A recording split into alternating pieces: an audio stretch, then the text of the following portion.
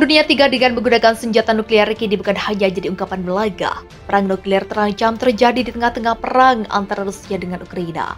Hal ini tak terlepas dari pernyataan sejumlah pihak di Rusia yang mengancam akan menggunakan senjata nuklir jika hal ini tak dihentikan oleh Amerika Serikat dan negara Barat. Penyebabnya lantaran Amerika Serikat dan negara Barat masih ikut campur urusan Rusia di Ukraina. Terlebih negara Barat mengirimkan sejumlah bantuan berupa persenjataan. Bantuan dari Barat untuk Ukraina terus bertambah meski Presiden Rusia, Vladimir Putin, telah memperingatkan soal konflik berkepanjangan yang akan terjadi. Kemudian presenter televisi Rusia, Vladimir Solovyov, memperingatkan bahwa ancaman perang nuklir dapat terjadi menyusul banyaknya bantuan yang diberikan Barat pada Ukraina. Kita sedang menghadapi halaman berdarah sejarah dunia karena perang nuklir akan segera terjadi.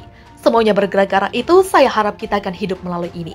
Katanya di saluran Rusia 1 dikutip dari Express, dilansir dari tribunnews.com berjudul pendukung Putin, beri ancaman sebut perang nuklir akan terjadi. Kesal Barat terus bantu Ukraina.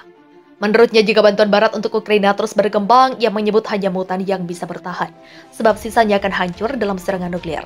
Jika semuanya terus berkembang seperti itu, hanya beberapa mutan di Danau Baikal yang akan bertahan. Sisanya akan dihancurkan dalam serangan nuklir besar-besaran. Karena jika NATO memutuskan mereka dapat menempatkan apapun yang mereka inginkan di perbatasan kami, mereka akan mengirim lebih banyak senjata Amerika ke Ukraina. Ukraina akan menembak dan akhirnya mengenai salah satu pembangkit listrik tenaga nuklir kami, ujarnya.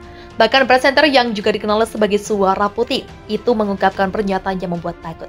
Prosesnya akan dengan cepat menjadi tidak terkendali. Semua orang akan mendapatkan apa yang mereka minta dan tidak ada yang tersisa, tuturnya. Panelis Vitali Tretiakov, seorang analis politik, juga menimpali dengan pesan yang membingungkan. Ya, kita harus bahagia, kecuali orang-orang muda mungkin tidak berbagi definisi kebahagiaan ini. Kami akhirnya tiba, ini adalah pertempuran terakhir dan menentukan kami, tambahnya. Seperti diketahui, Presiden Rusia telah menggunakan ancaman perang nuklir sejak awal konflik pada Februari. Putin juga sempat menempatkan pasukan nuklirnya dalam siaga tinggi untuk mengirim pesan kuat ke Barat agar tidak mengganggu rencananya untuk Ukraina. Di sisi lain, Presiden Ukraina Volodymyr Zelensky menggunakan akhir pekan Platinum Jubil untuk berterima kasih kepada Ratu dan bangsanya atas dukungannya terhadap Ukraina selama konflik.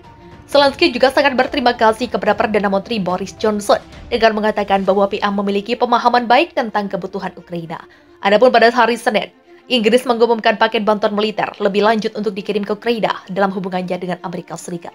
Senjata baru yang dikirim dari Inggris adalah sistem roket multi peluncuran yang dapat menyerang target hingga 80 km jauhnya. Dalam pidato televisi, Presiden Zelensky mengaku berterima kasih pada Boris Johnson. Kekhawatiran senjata untuk Ukraina disalahgunakan.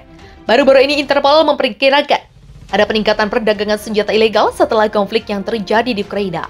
Peningkatan tersebut terjadi di Balkan dan Afrika, di mana terdapat kekacauan yang dipicu oleh banyak senjata yang disalahgunakan oleh kelompok penjahatan terorganisir. Oleh karena itu, polisi Swedia mencurigakan senjata Barat yang dikirim ke Ukraina mungkin berakhir di tangan geng kriminal di Swedia. Mungkin ada risiko tinggi bahwa masuknya senjata ilegal akan mencapai Swedia ketika ada sedikit ketertiban di sana, bahkan mungkin perdamaian, kata Komisaris Polisi Gunnar Appelgren kepada Radio Swedia dikutip dari Sputnik News. Sejauh ini senjata dibutuhkan karena perang, tetapi dalam situasi damai, kamu tidak lagi membutuhkan banyak senjata dan kemudian ada bangunan ilegal yang keluar untuk menghasilkan uang, ujar Gunnar Appelgren. Menurut Radio Swedia, dalam gelombang penembakan massal yang terjadi baru-baru ini di seluruh Swedia, senjata dari perang di bekas Yugoslavia itu telah digunakan di sebagian besar kasus. Banyak senjata otomatis seperti AK-47 yaitu Kalashnikov datang. Beberapa tahun yang lalu, granat tangan juga tiba dengan muatan yang sama. Mereka datang dengan kendaraan dan bus, jelas Gunnar Appelgren.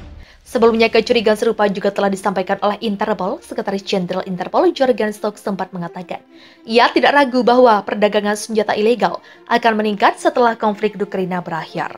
Pengalaman sebelumnya dari perang Balkan dan di Afrika menunjukkan bahwa kelompok kejahatan terorganisir pasti akan mencoba untuk mengeksploitasi kekacauan dan kelimpahan senjata, ujar Stock. Seperti diketahui, dalam beberapa tahun terakhir, Swedia telah jatuh dalam ombak mematikan terkait kekerasan geng dan kejahatan terorganisir. Hal itu terjadi dengan penembakan dan ledakan perang bahasa etnis sering mendominasi siklus berita. Lebih jauh lagi, polisi Swedia memperkirakan setidaknya ada 5.000 anggota geng aktif di lebih dari 60 zona dilarang di negara itu. Zona itu secara resmi disebut sebagai daerah rentan atau daerah pengecualian dan menyebutkan sekitar 40 klan kriminal beberapa di antaranya yang muncul di Swedia dari luar negeri yang semata-mata untuk tujuan kegiatan kriminal. Sejak dimulainya operasi khusus Rusia di Ukraina untuk demilitarisasi dan denazifikasi negara dan melindungi penduduk Republik Rakyat Donbas, Kiev telah menikmati pengiriman senjata besar-besar dari seluruh dunia barat. Kontribusi mematikan telah mengalir dari kedua tetangga langsung seperti Polandia dan Slovakia, dan negara-negara di luar negeri seperti Australia dan Kanada seolah-olah untuk membantu melindungi diri dari apa yang telah disajikan sebagai invasi Rusia.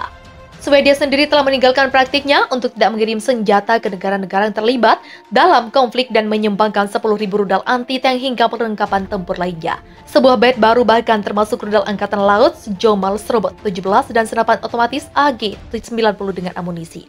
Rusia mengecam bantuan senjata itu dengan perumpamaan menuangkan minyak ke api sambil menekankan bahwa pengiriman senjata ke Kiev akan menjadi target sah bagi pasukan Rusia.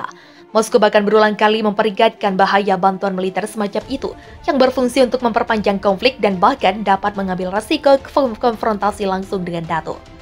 Presiden Dewan Eropa Charles Michel mengatakan kepada mantan Perdana Menteri Belgia, EI Pais, bahwa Uni Eropa tidak akan berperang dengan Rusia dalam sebuah wawancara yang dirilis pada Senin 14 Maret 2022. Menanggapi hal itu, EI Pais mengatakan, Blok Barat seharusnya tidak terlibat dalam konflik antara Rusia dan Ukraina, karena konfrontasi NATO dan Moskow tidak akan berarti apa-apa.